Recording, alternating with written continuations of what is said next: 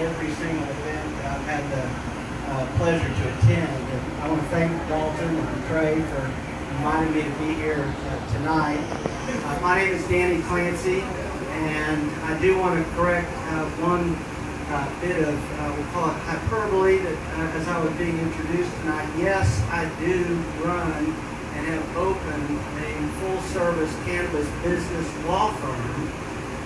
However, I work in a market, in a state, where there is very little market for such firms. So, what do?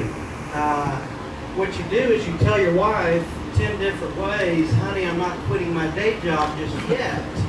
I am a criminal defense attorney. I have been involved in the criminal justice system for 25 years here in Dallas. And I'm going to reveal a little something about myself. I'm a Republican. But I'm a Republican against marijuana prohibition. There are a lot of Republicans in this state who stand next to me, shoulder to shoulder, and who oppose marijuana prohibition. So I revealed that about myself, and in the short period of time that I have to speak, I just want to mention a couple of things. Yeah, for sure. I did begin my career in the Dallas County District Attorney's Office. But I'm not super liberal. In fact, I'm physically conservative, but I'm probably more socially liberal. I prosecuted these cases. I was an elected judge. I presided over the criminal cases for 8 years. I was appointed by the governor to a criminal district bench, and for the last 12 years I've been defending. So I have seen the criminal justice system from every angle possible. And it wasn't lost on me that this war on drugs, this so-called war on drugs, was a farce. It was an absolute farce. It's a failed war.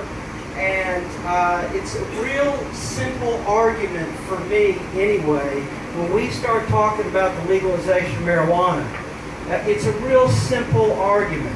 We can continue to kill people, and Big Pharma can keep dealing these opioids that cause pain and destruction for millions of Americans over the last 2 decades, or we can offer people a safer alternative to the opioids. And this is what America wants. This is what Texans want. And I'm especially proud to announce as a Republican that for the very first time at our state convention just a few months ago in San Antonio, we have a delegate or two here. There were about 10,000 Republican delegates that showed up at this state convention. And for the first time, the Republican Party in Texas got their act together and said, you know what, this ain't working the way that we've been trying to do this. And so we have for the first time on the Republican Party plank 4 pro-cannabis items.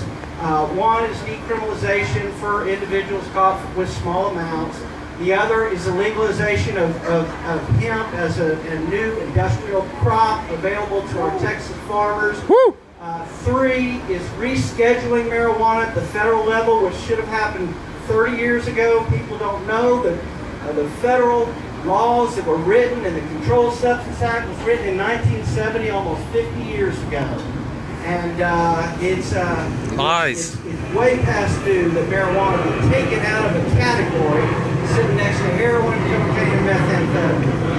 And the Republicans are on board with that. And last but not least is the expansion of TCUP and giving this so-called law that we're so happy we passed, and oh, look at us, we're being progressive, but it is a law that simply does not take care of the thousands of Texans who are looking for relief, and they're looking for relief in the form of medical marijuana as an alternative to opioids. So I'm very encouraged about what I'm hearing going into the next legislative session. I want to echo what the first speaker, or at least the first speaker that I arrived and heard, said, and that is, with this legislative session coming, it's important to get to know your representatives, it's important to get to know your senators, it's important to talk to people about these issues, because in Texas, if we don't get it done now, unfortunately we have to wait 2 more years. And our legislature only meets every 2 years. years. So very, very important that we talk about these issues now. Dalton, thank you. Trey, thank you. Talk to your representatives, talk to your senators, and let's get some of these laws passed so that we can loosen up these restrictions that are so prohibitive that this new law, this compassionate use, really, there's not a whole lot of compassion in it. So I'm optimistic, and I think there's a real chance that this is going to happen for us in 2019. Woo! Thank you.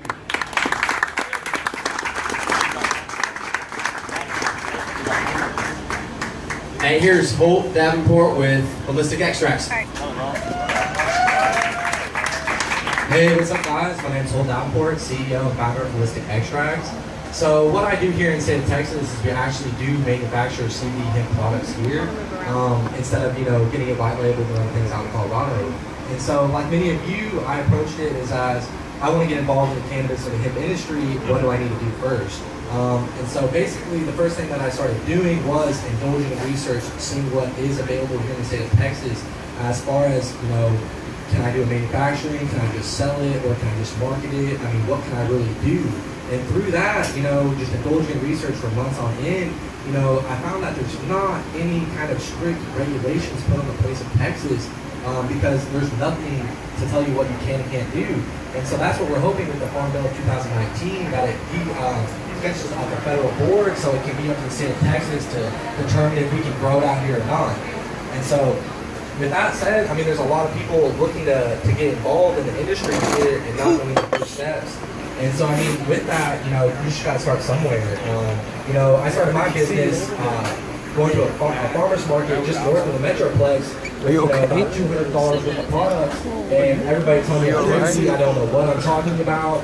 And ultimately, looking back on it, it was a great experience to see what I could do as an individual into this industry. And with that said, just kind of keep on pushing and really promoting the awareness and the education and being well informed about the industry, the opportunities to get involved in this.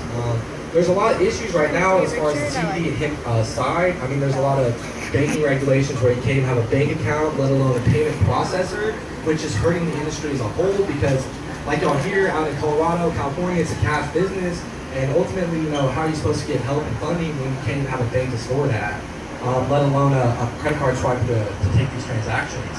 And so really, we're just trying to, push along that farm bill and really get it out there and really just trying to get all aspects of the business covered. Because along with banking, there's a lot of skeptical people saying that you can have THC in your products, you can't have it here in the state of Texas. I'm a firm believer in the state of Texas. Any THC can get you you can get prosecuted for that.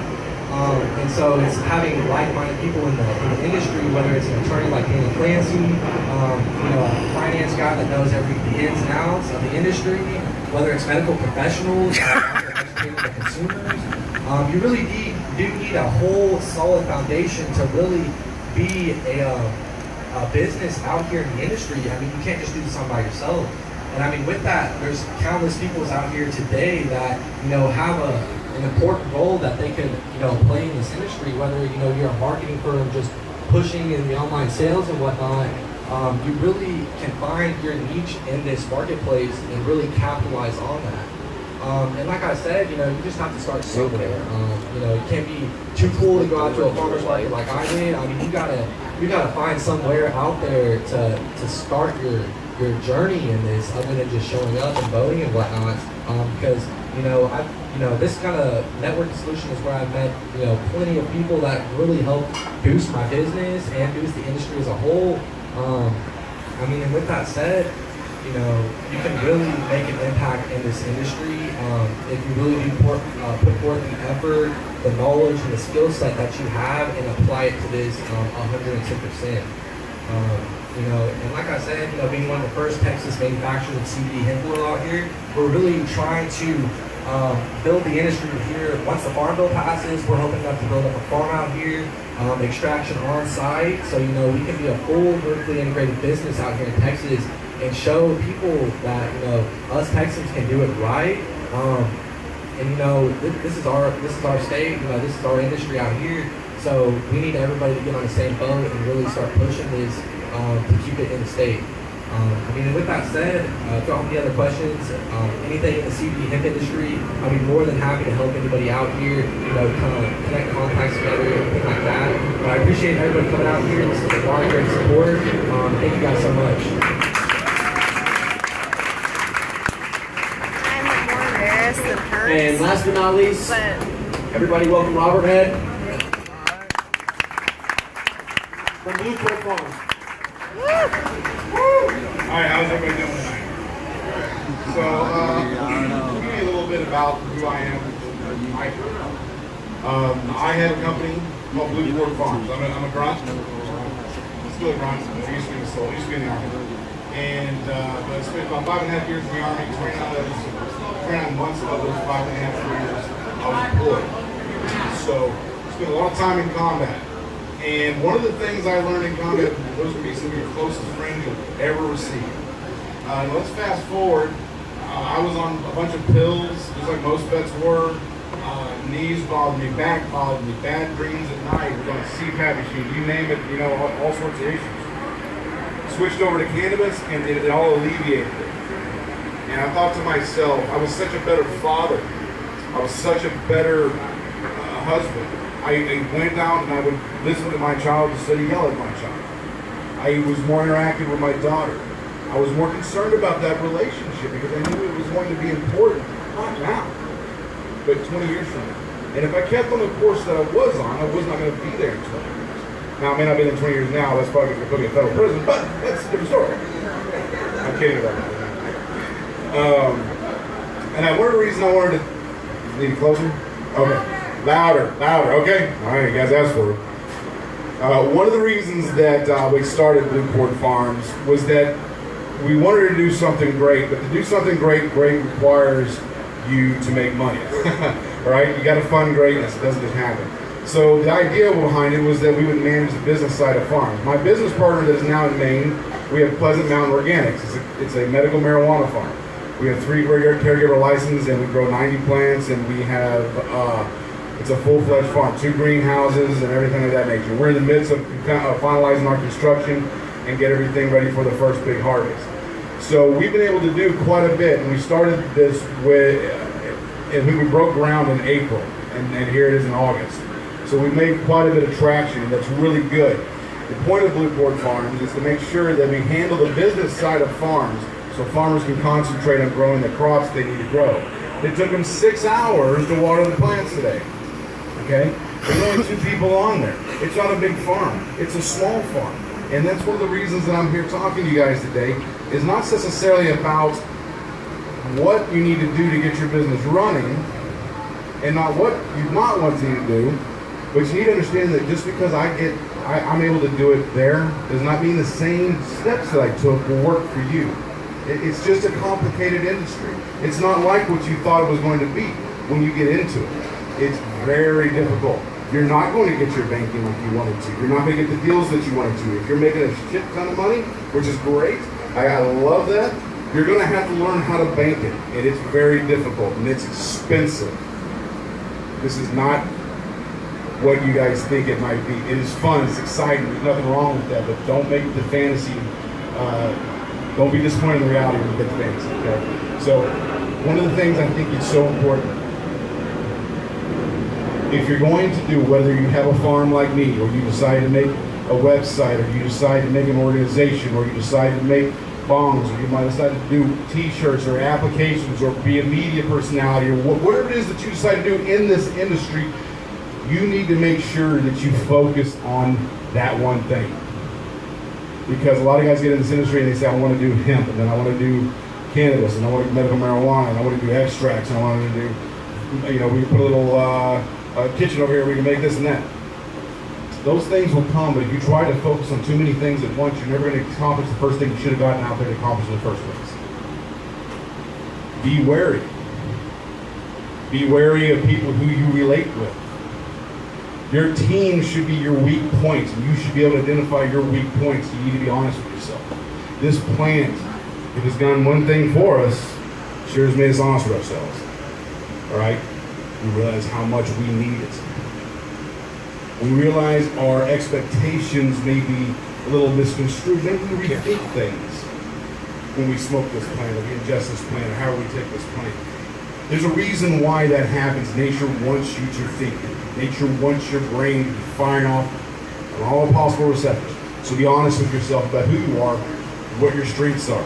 And then find a team, like I did, that is strong where you are weak. Because if you're going to manage your business, that's what you're doing. I'm not growing. I'm making sure they got all the shit they need to do right. Right? I don't, well, I do go out there and harvest, but that's for fun. But I don't do it on a regular basis. That's not my job. I'm a problem solver. I solve problems that make this organization go forward. That's what I do. That's what you have to do. So yeah, it's important to think about it. It's important to understand who your team is. And I will tell you this, when I saw you, I was like, I got to say this. It's very important. Whether you like lawyers or not, you're going to need one. And it should be, honestly, after you, as soon as you get your funding, that needs to be one of your first checks. And I'll tell you why. There is a lot of confusion and hearsay out there that you see on a constant basis, and you kind of need to know exactly how that plays out. For example, up in Oklahoma, and I had heard this, and I read a little bit about it, but I'm not sure what the outcome is this. But they say that now that if you wanted to start your own farm, you need to buy seeds from a dispensary. Well, those of us who are in the farming side tends to make it a little difficult. And on top of that, you can actually order seeds if you want to, as long as you're a collector. So just call yourself a collector of seeds. And you can get genetics. Genetics are all over the place, and you can get really good genetics. But the way they did it was to kind of stifle the market. You can be if you didn't know that, because you didn't go out and write the small check, and it is a small check at start, it won't be probably not, but we'll start that first. You're going to get yourself in trouble. Little things. How they apply the law. What the law says is completely different from what the law is applied by. If the courts read it one way and you read it a different way, you can be in the wrong. So we're really looking forward to seeing how the law is applied by the courts up in Oklahoma. So that's why I tell people, not worry about being first, worry about surviving and being the best. Right? Your product. If you're going to grow cannabis, grow quality cannabis. That's medicine that's not only going to you, but it's going to the children, it's going to the kids, it's going to the families who need it, the elderly who need it. Be good with the product. Be pure with the product. And last but not least, our experiences throughout life define what we do and who we are. Whether you like it or not, the experiences can be good, they can be bad. You can turn out good, you can turn out bad. But you do control your destiny in some form or fashion. So really, things like this, when you come out and you talk to people and say, I need to get some advice, I need to kind of understand, take the time to do it. I spent 8 months planning before I said a word to anybody I was going to do it. And I spent another 9 months getting money to execute a plan that had a fifth of its budget. So people are going to tell you can't. But I'm telling you can. Because I got a farm in Maine. I'm telling you can't. You cannabis. Every single person out here, you can't. Just really take the time. It's not a race to do it right. All right, that's what I got to say. Woo! Let's give those 3 guest speakers another round of a hand. Seriously. Busy schedules. I know you have plans today. All right, what we're going to do now is the survey we have is, Trey made the survey. It's a really good one. It says, what do you want to do? Where'd you come from? Where'd you drive from? What we really want to do is make smaller micro events to collect like-minded people to where you guys can grow together.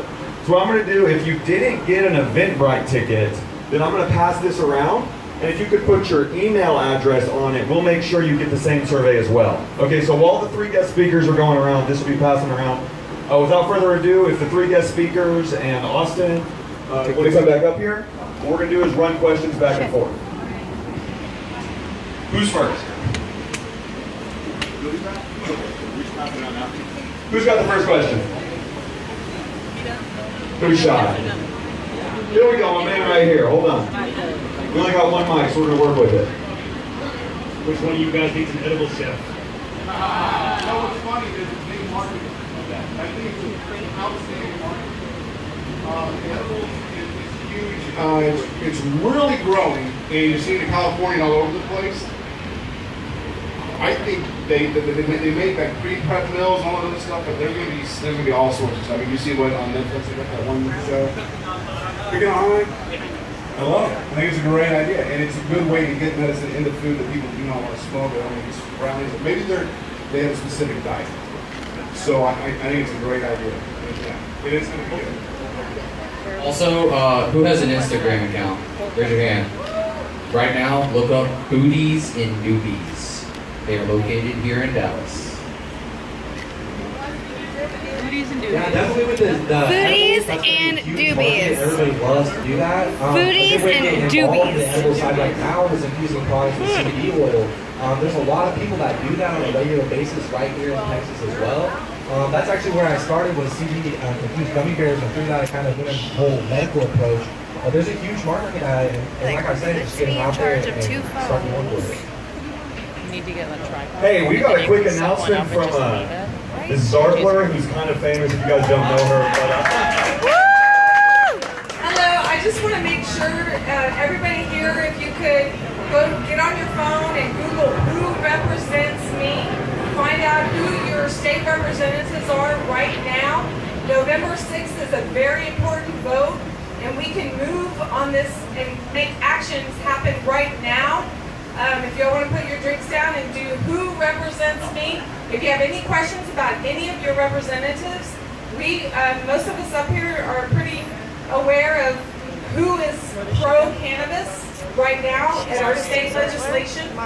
And, things are about to really take off. I think our session starts January 6th or January 6th in 2019, and you can be there opening day, and you can. But it's actually better to speak to your representatives, I guess now. But any comments? Let me know. You want to know who to vote for. If somebody is pro, you can call and ask their campaign managers. You can their staffers.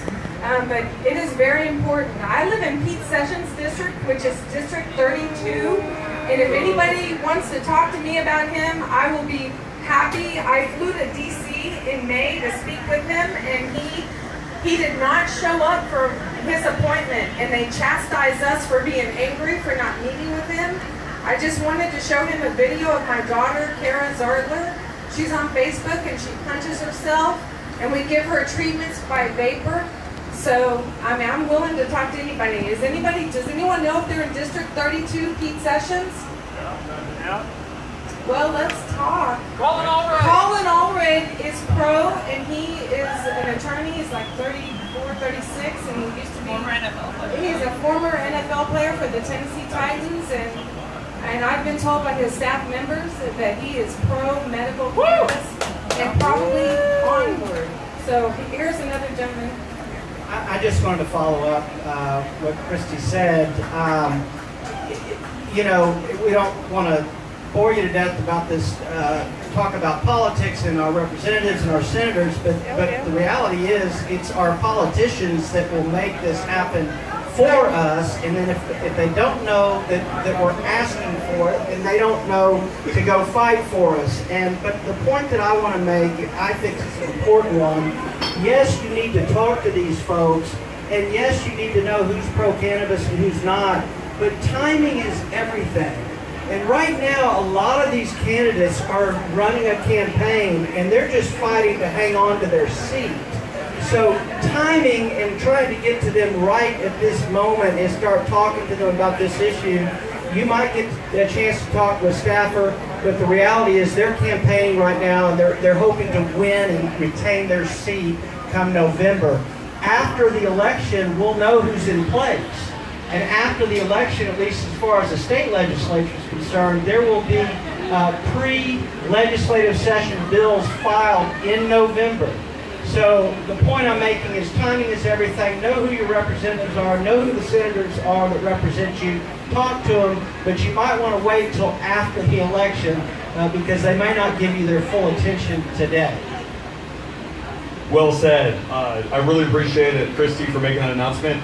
Just by the way, right after this Q&A is over, we have this space until 9. We're going to have an open networking happy hour with everybody. So if this conversations, everything like that, can focus on the speakers, that would be phenomenal. Next question, gentleman right here. Hi, my name is Josh Passoff. I'm a freelance cannabis journalist. We need this guy right here. We have a lot of us. Taproot cannabis. That's Freelance my cannabis goal. journalists. Thank you. My question is mainly for Mr. Clancy, but also for the rest of you gentlemen as well. So a lot of politicians that are against the legalization of cannabis.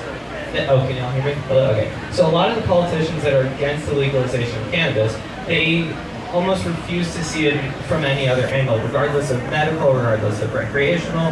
And my question is, as someone who has worked directly with politicians as a DA and then a judge, you said you worked with may I ask which governor appointed you to a judge? Here I am. How would you recommend we speak with politicians who were so notoriously against it when, as Ms. Artler said, Pete Sessions basically bailed on them and refused to meet with them?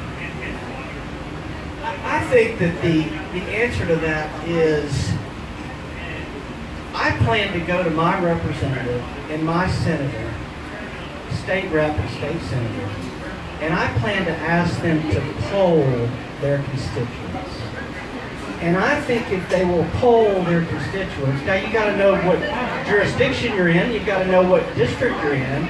If you're in Rockwall, that may not bode very well for you. But in my district, which is mainly a Republican district, I believe that if my representative and my state senator will poll their constituents and ask them a very simple question: are you in favor of medical marijuana as an alternative to opioids? And you see what those numbers look like. And I'm betting that you're going to see an approval rate somewhere in the 80 percentile. And if these politicians can see what their constituents want, then I think you've got a real opportunity to have them go to our state legislature and fight for a bill. The important, the most difficult part is we might get the bills out of the House and the bills out of the Senate and Conference and everything else, but when it lands on Governor Abbott's desk, is he going to sign it? And that's the $64,000 question. We got Austin to follow up on that. The voices are really carrying kind of high up here, so if you guys could just bear with us for like 15 more minutes. I'm looking at everybody that's talking right now. I'm actually looking directly at you if you didn't know. I still see you, so here you go, Austin, follow up. What's really important when talking to your legislators, if you're going to go in and even on the phone, in email, in person, you're going to go to the Capitol during the legislative session, what's most important is that you approach every single encounter that you have with utmost respect, utmost professionalism, because it's time to kill the stigma that we're all just a bunch of stoners and we all wear tie-dye shirts and then we're hippies, because we're not. We're doctors, we're lawyers, we're construction workers, we work in the restaurant industry. We're mothers. All over all walks of life.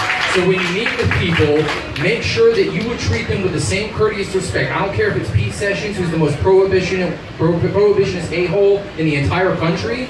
You walk in there and you say, yes sir, no sir, and you present the facts. Don't argue with them, don't get hostile. If they're gonna get hostile, that's on them, all right? You walk out of that office knowing that you gave everything you have professionally and that you don't have to fear anything.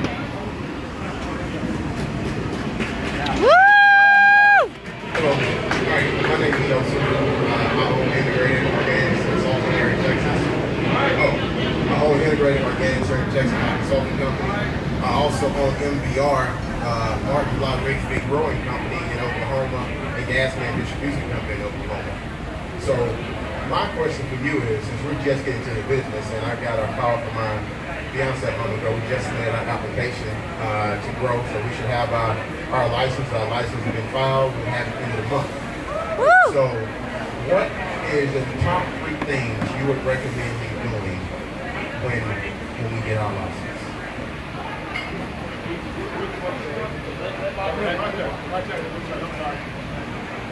The first thing you should do is get a lawyer. And the reason why I say that is because Getting a license, you're gonna have a year to get growing. It's gonna take a while to build it, unless you've already built what you need to do. And the other thing too is that you got to get seeds, then you got to germinate, then you got to put them in the clones, vegging, and all that other stuff. You got a lot of that going. That's great. But one of the things you're going to need to do is sit down with a lawyer to talk about when you need to first design what you want to do. Okay, design how you want to grow, and then you need to sit down with a lawyer to find out if the parameters in which you're growing violate anything on the rules. Because if they happen to say, that you need to have a fence around there, and it's, a chain link fence, and they say, no, it needs to be a privacy fence, they'll come across and yank it. Small things like that. Detail, like if you want to share it with another person, I don't know if this is in the law or not, but if you want to share it with somebody else, there has to be a barrier in there. Well, they don't explicitly tell you what kind of barrier it is. You can throw a fish net up there. It doesn't really matter. It's how it applies. So, first thing, design what you want to do. And I would have never applied for a license that I had not known how and when I was going to grow and all that other stuff. Because that's going to take time. And that license is good for 1 year. So the way I look at it is I've wasted 6 months of planning or 3 months of planning when I could be germinating and cloning and vegging and building, building a. So, yeah, plan that. But yeah, you need to make sure that what you're trying to do is applicable by the state law. All right, since everybody's talking, we got time for 3 more questions. Okay, we need some good ones over here. I got my homegirl back here. I've been seeing her for a sec. Hi guys. I just wanted to thank you all so much for all y'all are doing, for coming together and doing this, and thank you everybody for showing up. This is so inspiring and exciting. But I just wanted to let you know, my name's McKenna, and I'm the founder of Get Lit, Get Fit. That's a community based off of natural wellness and cannabis awareness. So basically, just about every month, I host events that are free admission, and everybody comes up and we play games and we do yoga and do activities, and your dogs are welcome. Your kids are welcome, everybody's welcome. I bring snacks and all that stuff, and it's just an area for people to come together that are like-minded and share the good vibes and share the energy and be a part of this movement. So I have flyers if anybody wants more information, or if you Facebook Get Lit, Get Fit, you'll find everything you need to know, but I hope to see you guys there. I can testify for that event. It's actually a really good time. We have a really good time out there. You got a question, my man? Hi, my name's Albert. I just moved here from California, so I know the whole industry looks out over there. But I have a different kind of range of questions. I'm sure you guys are trying to get into the industry as business owners, entrepreneurs. How are you guys looking at it shareholder-wise? Because I know the cannabis industry is very diluted in shares because it's not, they can't get funding federally, and hemp is very undervalued, I see. But how are you guys taking, as in companies you're looking at, if you guys are giving it time right now to invest, or how would you guys view that side of it? Who wants this one? Hey, Trey's got it all day. So from an investment standpoint, yes, you're right.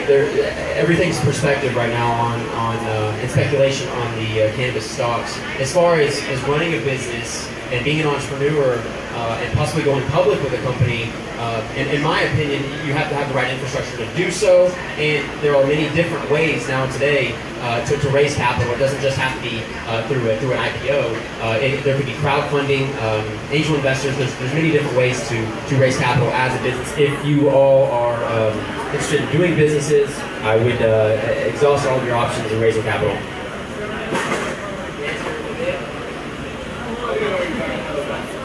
As far as going with shares for companies and buying into a certain company, it depends on that actual company what he would or would not, or she would not want to do. Yes, it's available,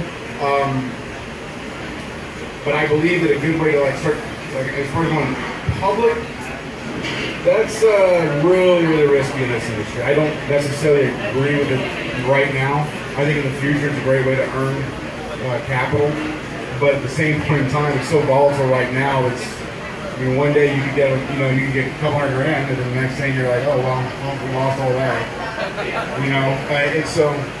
It's a hard question to answer. So if you're looking for more information on publicly traded companies and trying to figure out, your best options, there's a app. It's called New Cannabis Ventures. Some of you might have already heard it. I haven't. It's a guy out of Houston. His name's Alan Brockstein. He's an analyst who has completely converted over to the cannabis industry. And he also has a paid subscription. It's called the 420 Investor, which is what I'm a part of. And basically, it's a $600 yearly subscription, but you're basically in the concentrated pool of everybody that's trading the publicly traded stocks right now, and everybody's sharing due diligence and technical analysis with each other. The resources are just, I mean, crazy, insane. If you want to know about the top 50 companies in cannabis, check out 420 Investor. And if you want to know all the upcoming companies, all the penny stocks, which ones are pump and dumps, which ones are legitimate companies that are, you know, getting ready to change over, check out 420 Investor. They have model portfolios right now that are basically beating the global marijuana stock market right now. And I'm personally promoting that myself because I use it, and I think it's a great tool for anybody that's trying to get into publicly traded companies. So if you have any interest in that, check out New Cannabis Ventures and 420 Investor. And just to add on that really quickly, we are throwing micro events in the near future, so if you can, specifically to you, if you can take the survey, fill out what your interest would be, those micro events will be available to you, more oriented around, obviously, your interests. I had heard real quick from a friend of mine that she's throwing an investment seminar cannabis up, so we'll give her like 15 seconds to talk about it real quick. Thank you. My name is Andrea Salas. Oh, you can stand up.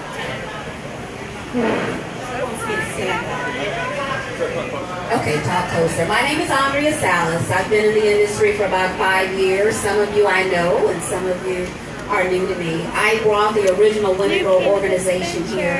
I'm the only woman in the Women of Weed movie documentary that's on the market out there right now, the only one in Texas. And so I also brought the original Southwest Cannabis Conferences back in 2016 and 17.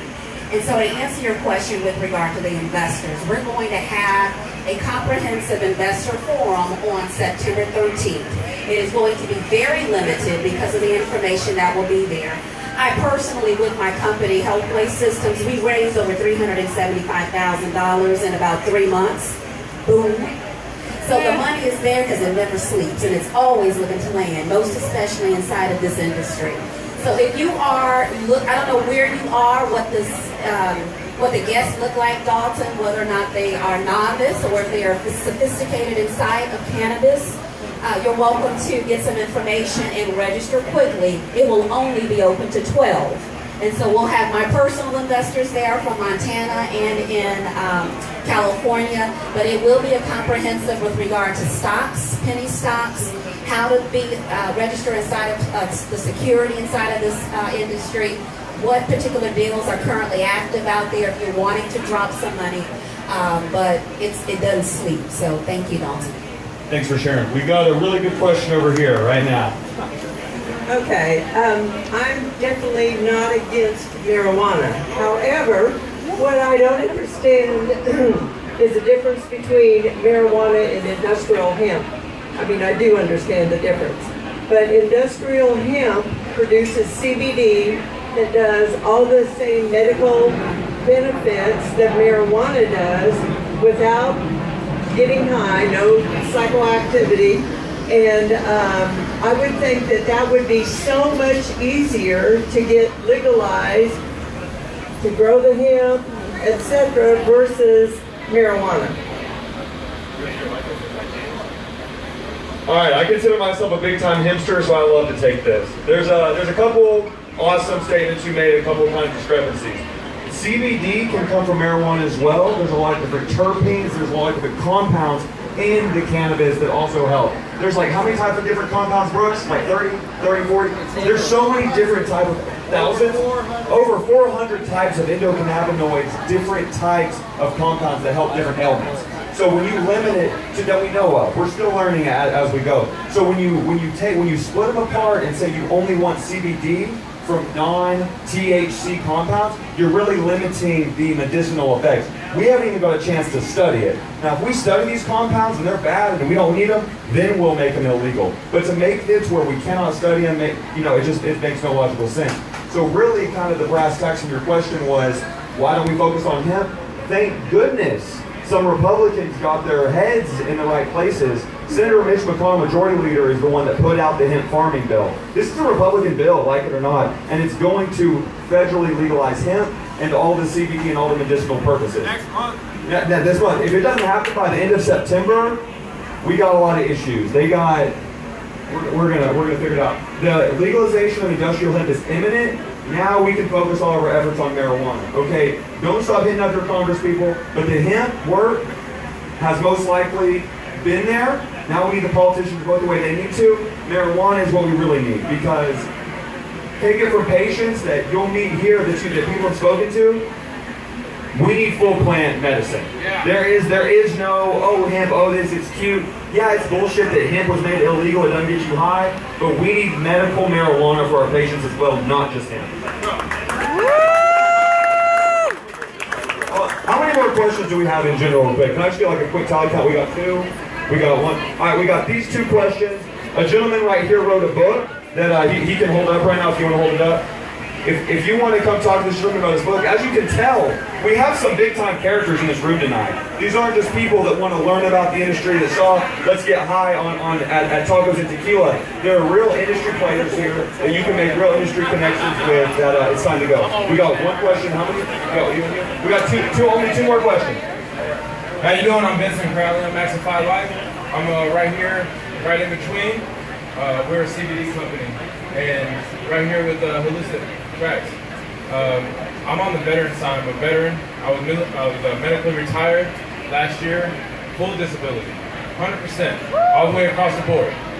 I'm walking, I'm talking, I'm dancing, I sing, I play basketball, I do what I do. Hemp was the way I started with marijuana, risked everything to get in, to make myself feel better. Once I finally went to Colorado and figured out what really makes me feel good, here I am. The company found me, I didn't find the company. So I'm here. Great man down there, I heard every single word he said. So give it up.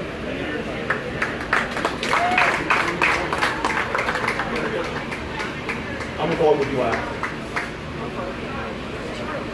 Okay. Is she gonna make it? I'm an ex-athlete, airline professional. I'm sorry guys, I'm new at this. I'm working with Ted Cruz's office and Edie Bernice Johnson's office because I need a new pacemaker. I'm not 55 yet. I want Social Security disability. I'm talking to you. I'm on full disability. I'm bankrupt because of my damn medical bills.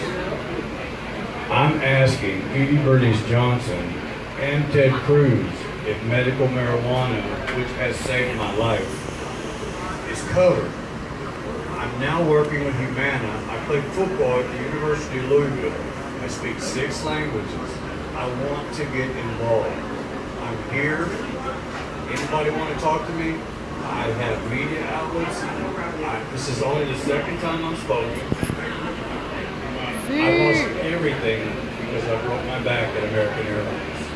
They even put me on Marinol and kicked me out. Left me to the dogs because they said I was a pothead.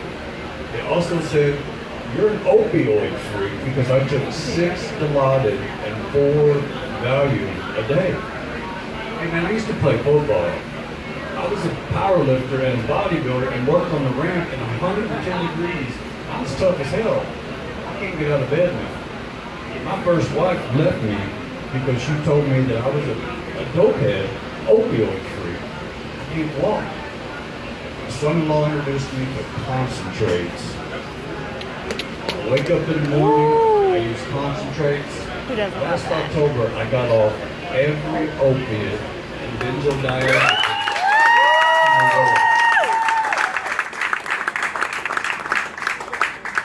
After 20 years, I've got 1,000 bottles of shit, excuse me, I'm trying to be professional, staring me in the face. They put me on Marinol last February and then CBD oil, and I started using it illegally. Medicine. My wife is from Mexico. They've used it forever there. She loves the new me. My grandkids used to walk in the room and be scared to death of me because I was always in pain. People would look at me and go, man, this guy's intense. Now, my grandkids come and wake me up every morning. They jump on me. Amber, we love you. My kids give me my dad's illegally. I'm bankrupt because my Marinol is $600 a month. My medical bills are $1.6 million. I need a new battery. I need a whole new pacemaker. The only thing that's kept me alive is medical marijuana. I don't want to waste any of y'all's time. I want to get involved. I want medical marijuana to be paid for by the insurance. Anybody have any kind of event they want me to speak at, please find me on Facebook. I'm the only Russell Langhammer. I'm from Germany. I grew up in Missouri. I've been all over the world. I still have my flight benefits. And I have connections who are very, very pro-cannabis in Amsterdam, in Frankfurt, in Berlin, in Sweden, and I want to get the word out from Texas. I've been doing that with social media. I had no clue what social media was. I didn't even know how to use a damn phone. I imported the first iPhones in this country working for the German government in 2007. I still don't know how to use a cell phone. Thank you guys for listening to my story. I'm trying to get medical marijuana paid. Honestly, I'm trying to get involved with all these guys. Thank you very much. No, thanks for sharing. We're going to have 30 seconds for Scott talking about a book he's written. We'll have a follow-up with our guest speakers, and then it's time to walk around. My name is Steve Kravitz, and November of 1966 was my first dance with the Mayor General. I took the time in a little history to write a historical fiction. It's the only one of its kind of the history of marijuana industry in Texas from back in 1966 to 1983. It's a heck of a journey. It's a great read. Anybody's interested, in September 16th at 1 o'clock at the Half Price Bookstore, I'm having a book signing party. So you're all more than welcome to come and join me. Anybody's interested, come and talk to me tonight. Again, you can go to my site, which is called amarijuanaman.com. Thank you all. We're going to have a closing statement with starting from our guest speakers right here. Again, thank you everybody for coming out here. I really do focus on the CBD hemp industry here. If you're looking to get involved or looking for a manufacturer, legality, banking, if you have any sort of questions to follow up, please come and meet me. I'd love to meet everybody out here in the rooms. Thanks guys for coming. Also, I just want to let everybody know, if you're in need of resources when it comes to like education or like anything on the medical side, I have a lot of resources. I just want to let people know right now, I come from working in the dark for the last 20 years here in Texas. And so I've dealt with a lot of snakes in the grass on the dark side. So I'm also looking for the snakes in the grass right here in the forefront. So that's people that's trying to take your money and not give you something that's tangible. I have the resources that if you're trying to spend the money, I want to make sure that you're spending the money in the right areas for yourself, so you're getting the proper education and you have access to things that will ultimately lead to better educated and informed decisions amongst the way here. So feel free to come and talk to me if you guys want to learn about anything. I also work with genetics. I've done growing. My name's David Flores. The last name Flores stands for flowers. So I'm a cannabis warrior, and I've been to prison twice here in the state of Texas for this plant. I've committed civil disobedience because I believe in the power of healing this plant. I've helped my mother beat terminal cancer this year with the power of cannabis. And I will continue to keep doing what it is that I'm doing. And if anybody, again, needs some help, I'm the trusted source. That my intention is to make sure that we all benefit together. So thank you guys again for coming out tonight. Dalton and Trey, you guys put it on. I'm just a guy in the background. Thanks, David. My name is Danny Clancy, founder of the Clancy Law Group, a full-service cannabis business law firm here in Dallas. I also have an office in Austin, Texas. It's going to be important to be close to the legislature in 2019. I just want to thank Dalton and Trey for inviting me to be here tonight. Thank you very much. I really just want to come out and say, Dalton, Trey, you guys did an outstanding job. You guys you're going to do great in this industry. The forethought, just the way that you guys organize things, the way you execute plans. I freaking love it, man. Fucking love it. Good job. And you guys, get out there and get educated. And don't be afraid to come out and say, hey, marijuana's okay. All right? Not gonna hurt you. My name is Austin Zambruri again. I run a group, social media group that's spread all over the state of Texas. I have contacts in El Paso to Texarkana, from Amarillo down to all the way down to the Rio Grande Valley. I provide people with news and information regarding what's going on in Texas and cannabis. You can find us on Facebook, the Texas Cannabis Collective, Instagram at TX Cannabis Collective. The elections are coming up. Know who your representatives are. Know what they support. Vote. We keep doing things like this, we will have legal cannabis in the state of Texas. Again, my name is Trey Tiarina. If any businesses, cannabis or hemp related, are looking for marketing and advertising efforts, contact me, Antiviz, or info@antiviz.com. We are going to close out with some few last minute statements. And we're going to give everybody a chance who has not given us their email so that they can receive the survey, a chance to get it. Deidre right there in the middle, waving her hands. If somebody needs to put their email address on there, let's go ahead and get it. And